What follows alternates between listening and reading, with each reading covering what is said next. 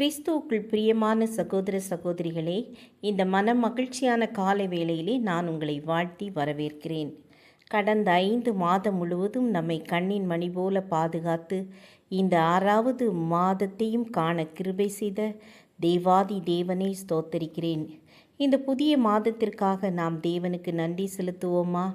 இந்த ஜூன் மாதம் முழுவதும் கர்த்தர் உங்களுக்கு ஜீவன், சுகம், பலன் தந்து ஆசீர்வாதங்களை தந்து வழிநடத்துவாராக.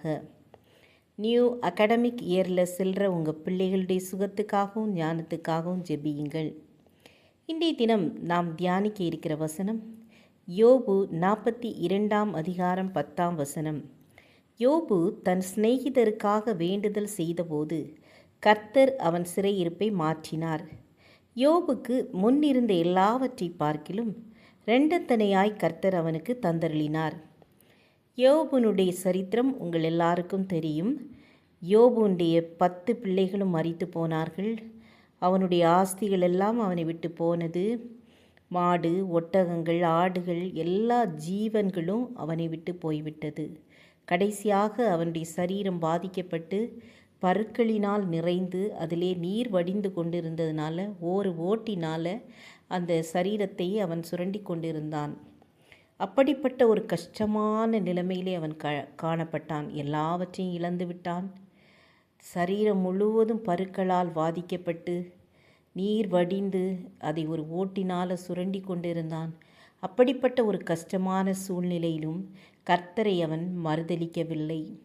தன் சிநேகிதர்களுக்காக அவன் ஜெபித்தான். அப்படிப்பட்டதான ஒரு சூழ்நிலையில் தன் நண்பர்களுக்காக அவன் ஜெபிக்கிறான். நாம் எப்படி இருக்கிறோம்? நாம் தேசத்துக்காக ஜெபிக்கிறோமா? அழிந்து போகிற ஆத்துமாக்களுக்காக திறப்பில் நிற்கிறோமா? நாம் எப்படிப்பட்டவர்களாய் காணப்படுகிறோம்? சிந்திப்போமா? நீங்களும் உங்கள் நண்பர்களுக்காக ஜெபித்து பாருங்கள். உங்கள் அருகாமையில் கஷ்டத்தோடு இருக்கிற பிள்ளைகளுக்காக ஜெபித்து பாருங்கள். உங்கள் வாழ்க்கையிலும் நன்மை நடைபெறும். யோபு தன் சிநேகிதருக்காக வேண்டுதல் செய்தபோது கர்த்தர் அவன் சிறையிருப்பை மாற்றினார். யோபு தனக்காக ஜெபிக்கவில்லை, தன் குடும்பத்துக்காக ஜெபிக்கவில்லை, இழந்து போனதை பெற்றுக்கொள்ள வேண்டும் என்று கர்த்தரிடத்தில் அவன் கேட்கவில்லை. தன் சிநேகிதருக்காக வேண்டுதல் செய்தான். ஆம், எனக்கு அன்பானவர்களே, நானும் என்னுடைய நண்பர்களுக்காக, கர்த்தரை அறியாத பிள்ளைகளுக்காக ஜெபித்து கொண்டிருக்கிறேன். என்னுடைய வாழ்க்கையிலும் கர்த்தர் நிறைய நன்மைகளை செய்திருக்கிறார், நிறைய ஆசீர்வாதங்களை கொடுத்திருக்கிறார். நான் சாட்சியாக அதை சொல்ல முடியும். நீங்களும் ஜெபித்து பாருங்கள். நன்மையை பெற்றுக்கொள்வீர்கள், இழந்து போனதை பெற்றுக்கொள்வீர்கள், குடும்பத்திலே சமாதானத்தை பெற்றுக்கொள்வீர்கள், வியாதியிலிருந்து விடுதலை பெறுவீர்கள். எல்லாவற்றையும் எதையெல்லாம் நீங்கள் இழந்தீர்களோ, எதனால நீங்கள் கஷ்டப்படுகிறீர்களோ அவை எல்லாவற்றினின்று உங்களுக்கு விடுதலை கிடைக்கும். நீங்களும் உங்கள் சிநேகிதருக்காக ஜெபியுங்கள். ரெண்டத்தனையாக கர்த்தர் உங்களை என்ன செய்வார்? ஆசீர்வதிப்பார். எல்லா நன்மைகளையும் பெற்று கொள்வீர்கள். பிசாசின் போராட்டமா, கடன் பிரச்சனையா, வியாதியினால் கஷ்டப்படுகிறீர்களா? கர்த்தர் எல்லாவற்றையும் உங்களுக்கு எல்லா கஷ்டங்களிலிருந்து விடுதலை என்ன செய்வார்? கொடுப்பார். ஜெபிப்போமா?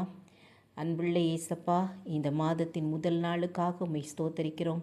கடந்த 5 மாதமும் எங்களை கண்ணின் மணி போல பாதுகாத்தீங்க. உமக்கு கோடான கோடி நன்றி செலுத்துகிறோம். இந்த 6வது மாதத்திற்குள்ளாக நாங்கள் உட்பிரவேசிக்கிறோம். இந்த 6வது மாதத்தையும் எங்களுக்கு ஆசீர்வாதமாக்கி தாருங்க.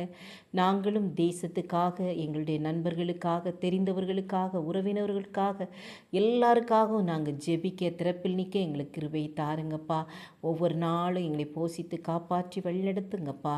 அது மாதிரி இந்த ஸ்கூல் நியூ அகாடமிக் இயருக்குள்ளே கடந்து செல்கிற ஒவ்வொரு குழந்தைகளையும், கேஜியிலிருந்து கத்தாவை +2 வரையும் படிக்கிற ஒவ்வொரு மாணவிகளையும் உம்முடைய கரத்திலே தந்து ஜெபிக்கிறோம். பிள்ளைகளுக்கு நல்ல ஜீவன், சுகம், பலன் தாருங்க. ஞானமுள்ள இருதயத்தை கொடுங்க. பெற்றோருக்கு கீழ்ப்படிந்து நடக்கிற பிள்ளைகளாய், ஆசிரியருக்கு கீழ்ப்படிந்து நடக்கிற பிள்ளைகளாய், உமக்கு பயந்து நடக்கிற பிள்ளைகளாய் ஒவ்வொருவரையும் மாற்றும்படியாய் ஜெபிக்கிறேன். பாதுகாப்பீராக, வழி நடத்துவீராக. இயேசுவின் நாமத்தில் பிதாவே, ஆமீன், ஆமீன். God bless you.